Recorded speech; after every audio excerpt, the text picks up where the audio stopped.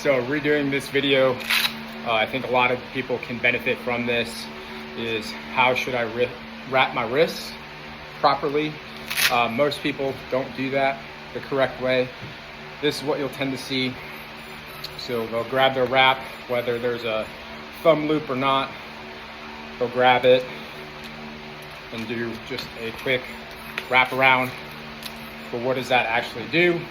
There's no actual wrist support. So if you can see, it allows my wrist to go up and down, side to side, right? So when you're benching or even squatting, you're gonna have that wrist back. You have no actual power or stress or support. And what we want to do, rather than just putting it right there, we actually want to wrap it around the top, starting at the top of the pinky here on the outside, wrap it all the way down to just below the wrist and wrap it back up. This is typically best if you have about 30-inch wrist wraps. If you have smaller wrists, you can do this with 24-inch wrist wraps, no problem. So I highly recommend doing that.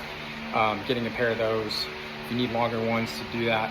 So proper execution, like I mentioned earlier.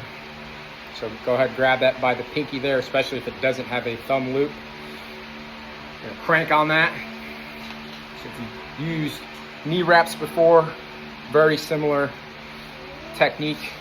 Work your way down, about half length down to wrap, and then start to wrap it back up. Now, look at that.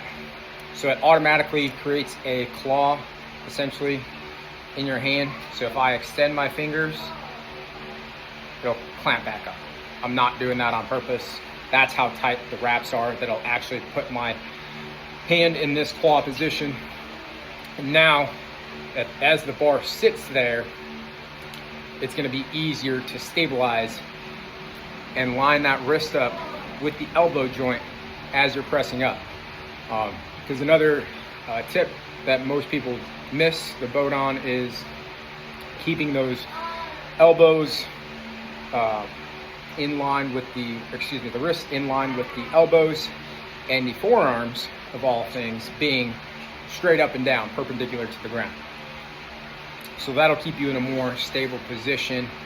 And go ahead, try that out on your next bench session. Hopefully we hit a PR, or maybe that bench feels a little bit lighter.